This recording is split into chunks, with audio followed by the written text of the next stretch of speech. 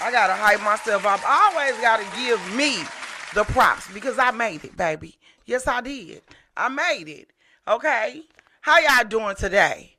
As you know, this is Mizzme AfterDark. I open unbiased conversation about real things, real people.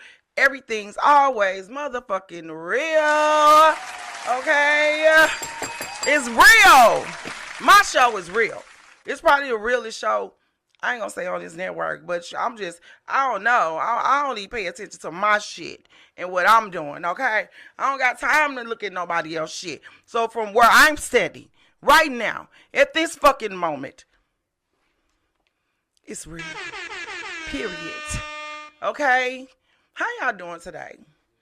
How y'all been, maybe? I ain't seen y'all since last week, well, on this platform, because if you follow me and you know what I got going on, I'm just all over the fucking place. I'm all over the place. I almost didn't make it today because normally I go to therapy on the days. First of all, let's talk about, before I even get into that, let's talk about the weather today. The weather today was fucking amazing. Thank you, Lord. Thank you, Lord, because we've had some fucked up weather in St. Louis.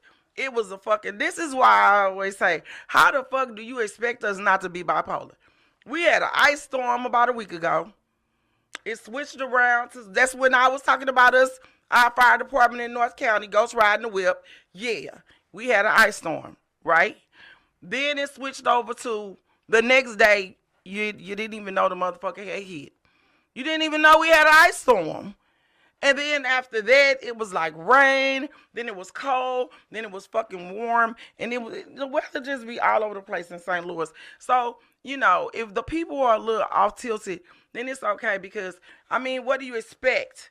We don't know whether to wear a raincoat, a winter coat, a jacket, some booty shorts, heels. You don't know what to wear in fucking St. Louis. So today, this day, January the 31st, was a beautifully magnificent day in St. Louis. It was amazing. Yeah. It was amazing. So how y'all doing?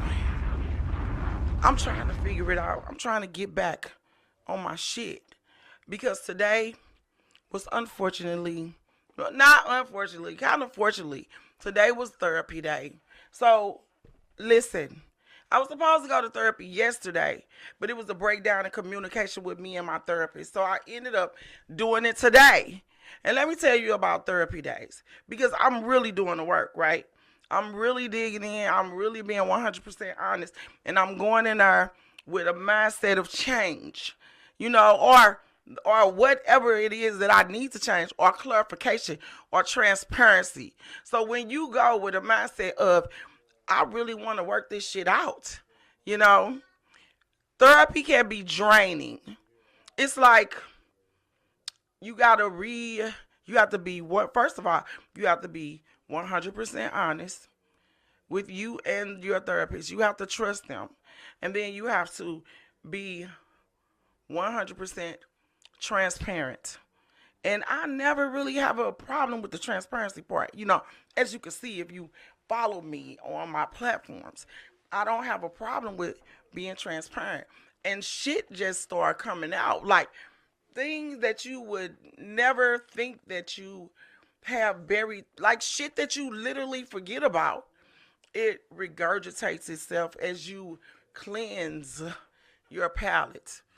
And when I say palate, it's just everything that you've been, like, I am a pusher downer. Like, if I go through something traumatic, I will push it down, and I will just so I can forget about it. And a lot of shit I push down so I can keep moving. Because, we have, as black women, brown women, because I'm not black, but whatever, we like to push shit down. We like to deal with shit later because we might have to, something traumatic might happen and then we got to pick the kids up. So we don't even really get a chance to cry about the shit. We got to just keep on fucking moving. And then we tend to forget about it. Like me, myself, and I forget about a lot of shit. So as I'm just being comfortable and talking or whatever, this shit starts to surface. And it's like a whole nother professional set of eyes. And it's it's not bad. It's just eye opening, shall I say. So I'm be cause I fuck with y'all.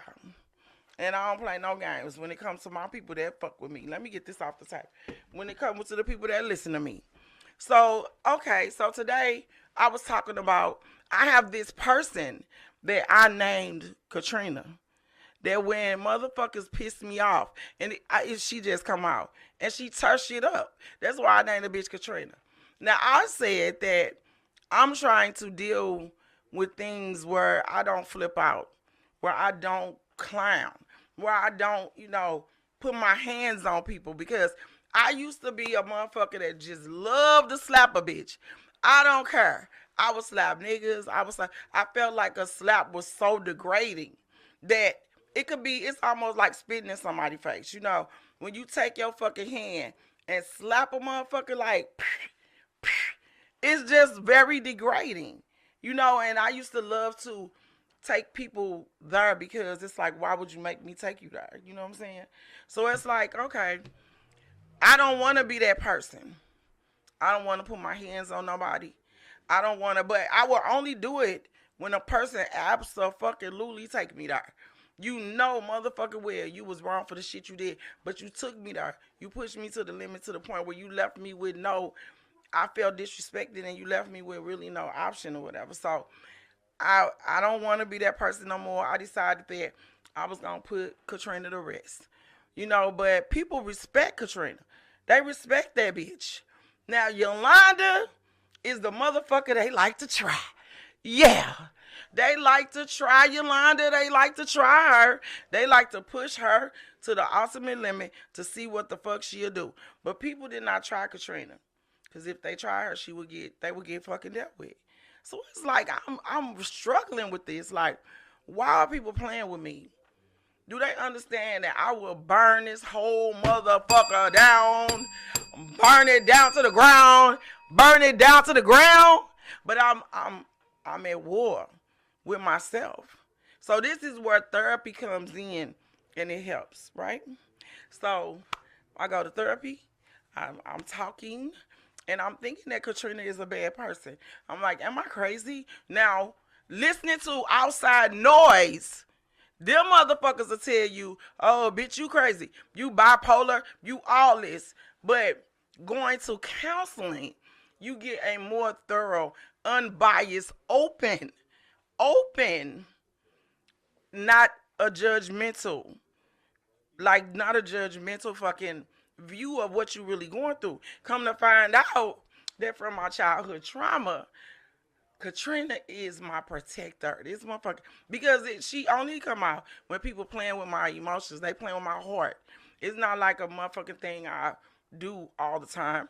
You could be talking shit and I won't pay you no attention. You could be like doing whatever, as long as you don't touch me, I don't give a fuck. But if you play with my heart, I am going to snap. I want to snap, and I feel stupid when I don't snap. So, I'm thinking, what the fuck is this? How do I, figure this shit out? Because I don't want to snap. I just want to walk away. And I want to feel okay with walking away instead of feeling stupid. See, this is why it's important for people to get therapy. My last situation, I'm pretty much sure this is about the best thing this fucking clown could have did for me. Was we both, he go, I go, whatever. This was the thing we did or whatever. And this was probably the best thing that came out of that whole situation was that I'm in therapy. Because it helps me better understand who the fuck I am and why I do the things I do. And to know it's not always bad. This some shit that, this is like a protection thing for me. Don't play with me. Quit playing with me. And then I just pop off. And it's like, I have to understand how to get that bitch a check. And it's okay. Because I am. So y'all might be like, oh my God, this bitch is crazy. But I don't give a fuck what you think. Because I'm doing the work.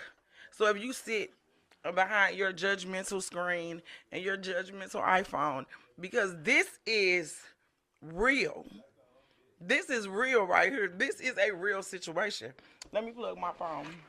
This is a real podcast about a real person, and everybody that you see on my podcast is real.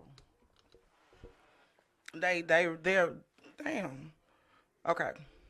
Everybody that you see on this platform right here, on Yolanda Misunderstood Brown's platform of Mizzme AfterDark, is going to always be a real motherfucker coming from a real authentic place of whatever it is they do.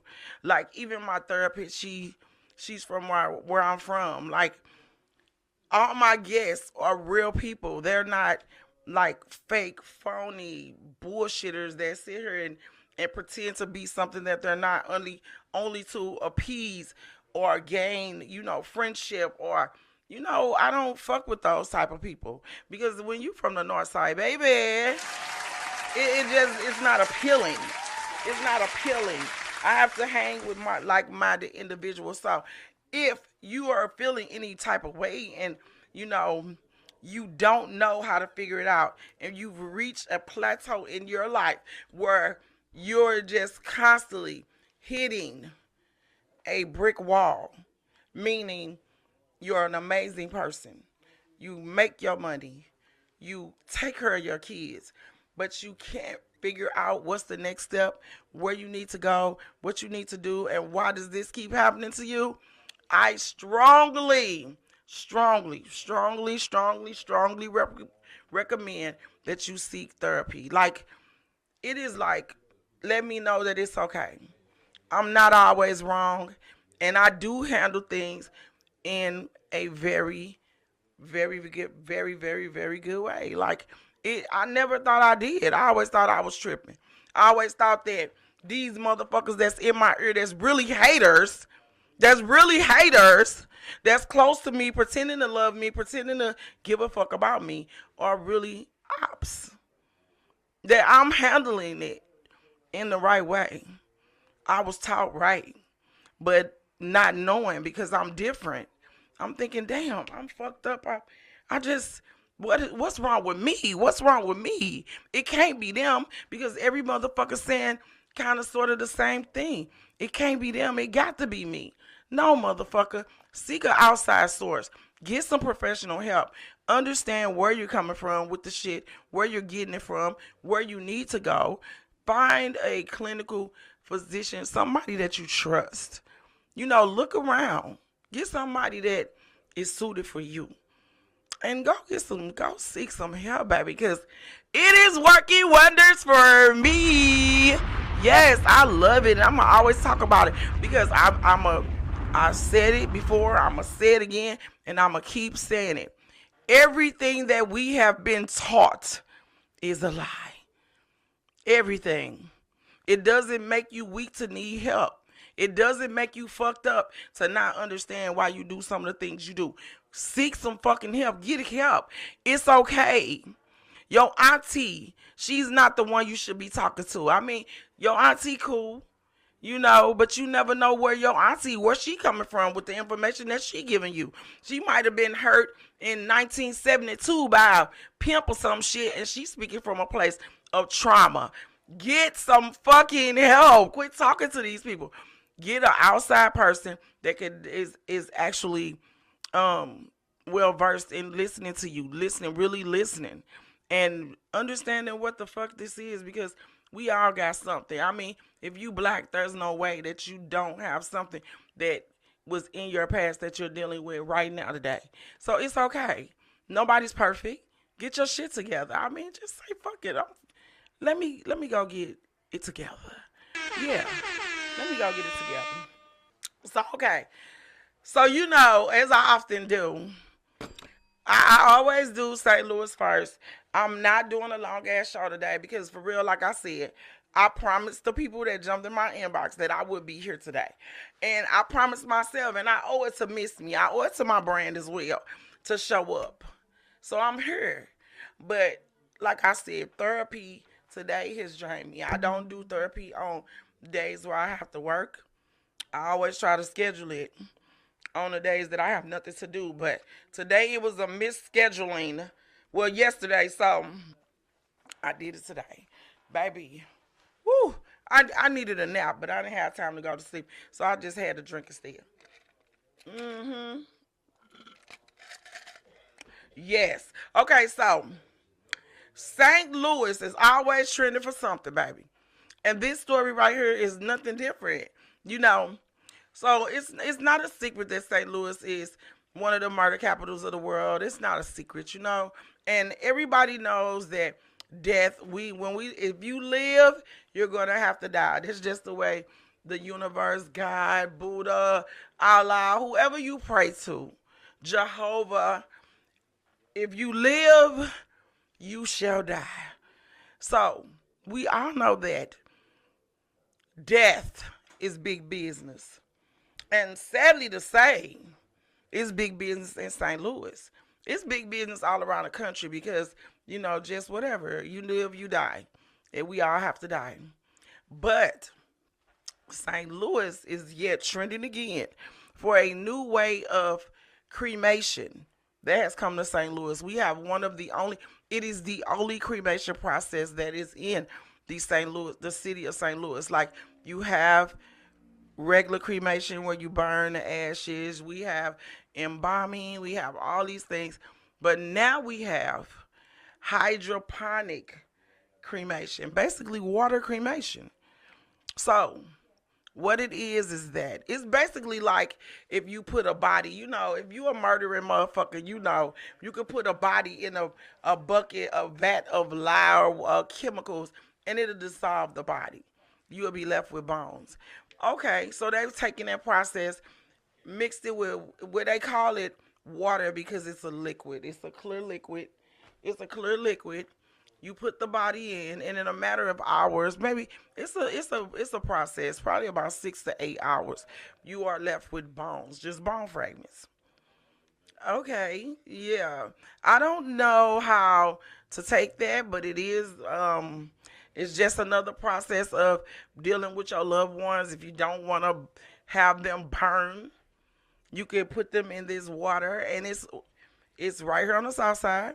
They've set up in a historic building. The building has been there since it's actually a beautiful building. Like I don't know, St. Louis has some of the most beautiful historical buildings in America. For real, it's a very historical city.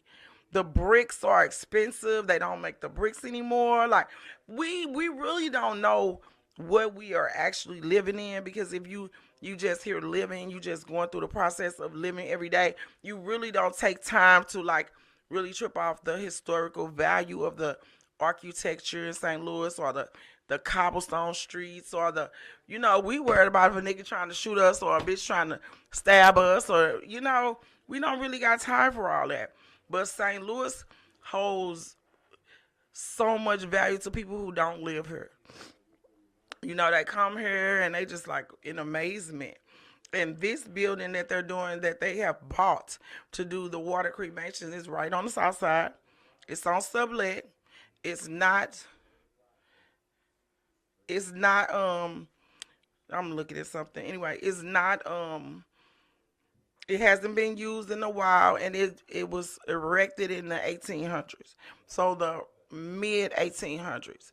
So now this company, you know what color? I always say, what color you think it is? Have come to St. Louis. They bought this building, and now they brought this new process of cremation to St. Louis. I was like, ugh, okay. I don't know if to be happy. I mean, what knowing that your family member is going to burn can be traumatic within itself. Like that can be traumatic within itself. Like just say you don't have the money to have a big drawn out funeral and this and that, and you just say, I just gotta get them cremated. I mean, I don't have the money for all that. So now you have another process. It's water cremation. And that's just to break it down. That's just the gist of it. But it's a little more, it's a little more literal than that because it's not water. We all know, hey, what's up? We all know that water will not break a body down. So it is chemicals. but it looks like water. And it's just a little easier on the mental process if you so have if you just have a water cremation. And it's only one company doing it, so it might be a little pricey because when things are like when they corner the market on something for right now, you know, it might be a little pricey. But I mean, I guess shout out for the water cremation. I don't know. Hopefully, I won't have to use anything like that in the upcoming no time soon. No time soon. Praying for the families that have, but moving on. So the Super Bowl. I talk about the Super Bowl because, okay, so last week, before I do the Super Bowl, last week I said I was going to talk about the Tasha K interview she did with Cedric the Entertainer's little mistress or whatever. Okay, it's really nothing to talk about. I watched the interview. It's the typical shit. But she said that, Cedric was more. This is we're spinning the block on some shit I talked about before that in my situation, and I hate to keep bringing it up because, excuse me, the situation is actually dead. It's dead. It's real dead. It's stick a fork in the dead. It's stick a butcher knife in the dead. It's super dead. So there's no need to keep talking about it. But I just, I really had a problem with women who, people who always say that the girl on the side, or is she really on the side, is a side chick, side bitch, all these narratives that they spin. But they never talk about the men who actually go out of their relationships to recruit these women who are single and have nothing the fuck to do with they shit that they got going on. Like, why is the person who has no connection to your relationship the bad person, but you who have every connection to your relationship, you get a fucking pass, okay? Why he can't be the bad guy? Like, it's like, so you shouldn't do it. But he is the motherfucker that's supposed to be in love, and he fucking shouldn't do it. Like, single people are single. They just single, and when you're single and then these people leave, and I don't know. It's more detailed than just saying side bitch, side nigga, this, that, and the third. Because you're looking for something when you go outside your relationship. So that's why, like, I had this conversation and people want me to keep revisiting and listen to the interview with Cedric and Tasha K. Cedric mistress or whatever. She said she's not a mistress. Like, she's not. She said she was his everything. And as she told the story, it was so weird because he was in a relationship with her. He was in a relationship with his wife, whatever that relationship was. But he made her feel like they were really in a relationship. It was nothing to make her doubt anything that this man was saying other than, like, and that's exactly what I was saying. Like, it's nothing. What are you saying? You're saying side it, side this, side that. But if you don't feel it, only you see it every fucking now and then. And it's such a sliver of it that it's really not a real issue. Like I would always say, that is not going to make me leave. You the only person going to make me leave because you so free with it. You so outside with it. It's like it don't even exist. The only time you really see it is when you really see it. You don't feel it. You don't see it. You get all the privileges, if not more. You get this, you get that, if not more. So why the fuck would the person outside see it? But then everybody wants to be disrespectful to the person who's on the outside. And she further solidified that by saying he came over to her people's house. Her mom knew him. He introduces her. They were in a relationship. They were in a relationship for 5 years, baby. Now, my personal preference, 5 years is just a little too long. All the women that's been on Tasha K, that's been outside of these relationships, have been through hell. They have been through abortions. They have been through long relationships where the man keep lying. But like I told my little person or whatever, little tiny, person. I would never think that you could be faithful. Like, why would I think you could be fucking faithful? Like, I don't know. Why would you? I don't know. That's probably because I knew him a little more than just meeting him, dating him, like, and shit like that. She said she had sex with him on the first night. I mean, whatever. But I knew him a little deeper than that, so I knew his character. So I know, right? So I never thought that he could be that person for me. That's crazy. I never thought he could be that person for me. I just thought about it as fun. But then it is what it is. So yeah, that interview, it really wasn't that intense. It really wasn't. It was just typical, just typical shit. And it was what it was. So shout out to that bullshit. So anyway, the Super Bowl. I'm trying to figure out why, why are they making this fucking Super Bowl about Taylor Swift? Are y'all serious? So how are they switching the narrative from Super Bowl to Taylor Swift?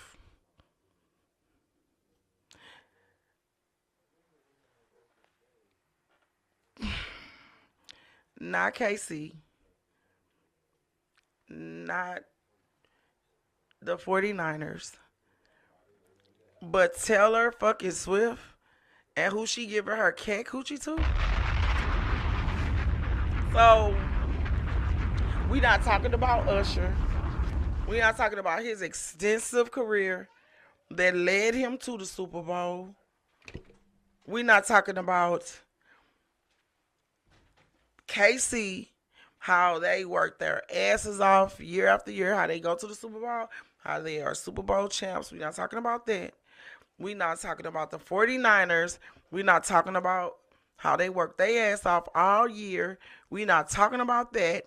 But they're saying that because Taylor Swift is dating Travis, that the numbers have gone up. The Super Bowl is going to be the biggest Super Bowl of all time. Now, mind you, Taylor Swift is a big deal. I work at the Dome. I talk about it all the time. And when she came here, I was a Taylor Swift fan prior to her last tour, which I didn't really care for because I always think that a person of her stature is represented by the type of fans that she have, and I can't get with her fucking fans. And her last stage thing said a lot about her. She had snakes and it was real demonic and it was red and it was flames and shit was crawling out. I said, bitch, I'm done with Taylor Swift, baby. I'm done with her. Okay? I can't do Taylor Swift at all. Period.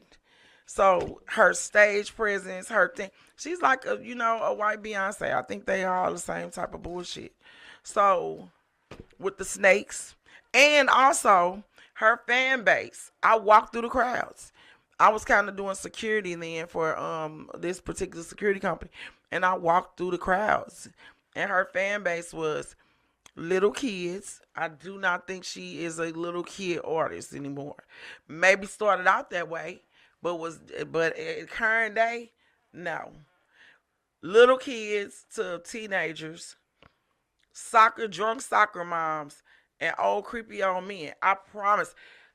The moms bring their kids. The moms are drunk at the concert. The creepy men sitting around looking creepy and it over in the corner like, ew. Like they just waiting to pounce on something. Like her fans are weird. So, excuse me, I haven't been a fan of Taylor Swift in a long time. Now, I don't hate her, but I'm not a fan anymore. Like the snakes threw me. So, fast forward, Super Bowl 54. 54? 54. Okay. It's becoming a Taylor Swift frenzy. And the media is pushing this agenda because it's like it's all about Taylor Swift and the Swifties and all that. And I'm like, how? Usher is his residency in Vegas was one of the biggest residencies in Vegas, period. It was fly, it was fire. He's doing the halftime show for the first time. Well, no, the second time because he did it with the Black Eyed Peas, I think. He's been there before, but this is the first time he's headlining. That's a big deal. Missouri going. That's a big deal. You know what I'm saying? And why is this about Taylor Swift and her cat coochie? Like, she's a cat lady. Do you know a cat lady? Do you know a cat lady? I know a cat lady. They weird as hell. She goes long periods without boyfriends, and then her boyfriends are all kind of weird, and then she dump them off. So I feel like this is more a media type thing than it is like a actual thing. So stop it, media, with this cat coochie shit. Just stop it. Stop it, media. Stop it. Stop it. This is crazy. Quit pushing this Taylor Swift envelope. And they even have flights they're naming after her to get to the Super Bowl. They got a whole agenda behind this Taylor Swift thing. If she show up for her boyfriend or whatever he is, and then the tickets. Oh, wait a minute, the tickets. The tickets are starting at $9,000 for a Super Bowl though. So regular people can't go. But I think that started kind of like last year or the year before. It's all stars in the audience. Who can afford to go to the Super Bowl with tickets starting at $9,000? And upwards of who knows what. But they said like 12, but I'm sure they can even go even higher. Nobody, they don't even want regular people in the audience. But guess what? I bet you if regular people don't watch, the ratings will go down. Nobody cares. This is why they have Usher, Rihanna, people like that, Beyonce, Dre, Snoop, Mary, all on the halftime show because it makes us buy into the agenda. Oh man, let's our money make the world go round. Our money make the world go round. Our money make the world go round. So okay, this is what I'm doing. Like I said, I showed up. I'm sorry that I feel like that today. But like I always say, it's always real. I'm going to be my authentic self for you guys because it's just, I love y'all. And when y'all walk up to me, it just motivates me to do better. And I got to show up. I got to show up. Not only for my brand, but just for the people that rock with me. Like, I love y'all for rocking with me. Through my ups, my downs, my snaps, moments, my whatever. And you can say anything about me you want to say. But what you won't say is if I don't keep it is that I don't keep it real. And what I am going to say is I do that because it is always people listening that are going through the same thing that I go through. I am here to motivate. I am here for people who don't have people in their lives that can tell them or talk to them or say it's okay. It's okay to not know. It's okay. Don't let these people tell you you're crazy because that's what people told me. I feel like I've been bumped out of a whole career. I could have been so much further in just listening to bad information from people who don't even know themselves, who pretend. You're a pretender. I am going to tell you the real facts. This is what I'm dealing with. And it's okay. It's okay to go through. So, check my IG. Check all my pages because I go live on all of those pages. The Playground After Dark. Check my page if you want to go and do what we're doing over there because we got some real spicy shit going on over there. What's the next holiday? Valentine's Day. Oh my God. Here comes Valentine's Day. We'll talk about that next week. Y'all stop crying if y'all don't have nobody. Love on yourself. Treat yourself good on that particular day because guess what? If the person you with can't make every day a Valentine's Day for you, then what is one day going to prove? Real talk. What is one day going to prove? Love on you every day. Make every day a Valentine's Day. Love on that person you with every day. Make that a Valentine's Day. One commercialized fake holiday does not solidify that person's love for you. And if it does, then that says a lot about the relationship you in. That says a lot about the relationship you in. Don't start talking about side chick day. It just blows me. It blows me. It blows me. So, anyway, what I'm going to say is be true to you. Make every day a special day in your life, period. Not just in a relationship. Take care of you. You know, if you feel that something ain't right, you got things that you just can't let go of, seek help. Take care of you, self care. Because really, for real, if you're not whole, you could never be that for anyone else. You're going to take that trauma and it's going to attract trauma. It's going to, the energies, we are big batteries. We attract the energy that we give out. So work on you first, man. Work on you first. So I'm gonna end this with saying I love y'all.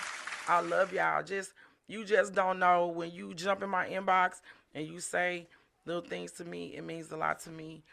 Keep supporting. I'ma support you. Thank you to everybody that came out to your place for Mr. D birthday. That was a hell of a good show out. And the people that came to see me this weekend personally, I love you. Like you showed up and showed out. Like everything is just great. And the doors are opening and stay prayed up, stay meditated up, just take a deep breath, take a moment if you need it. This is a self-awareness show.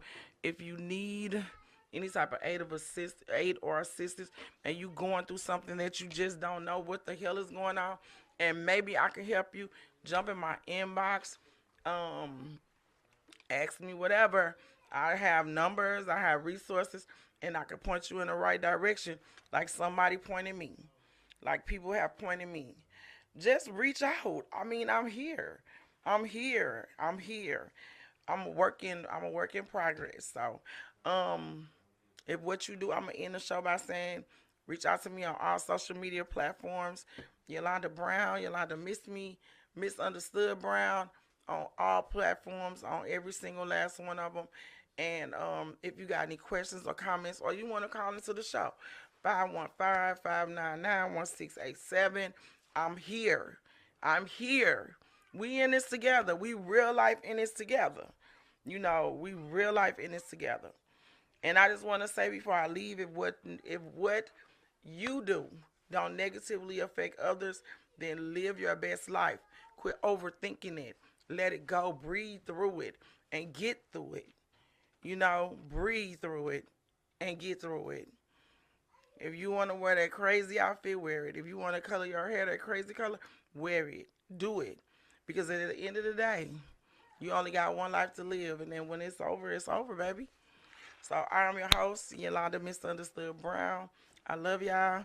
Until next week or until later tonight, if you follow me, keep it funky and miss me. Do y'all know what miss me is? Yeah, tune in. I'm gonna let you know. I don't think I never broke it down, but I think I might. So I love y'all and see y'all next week. Yeah.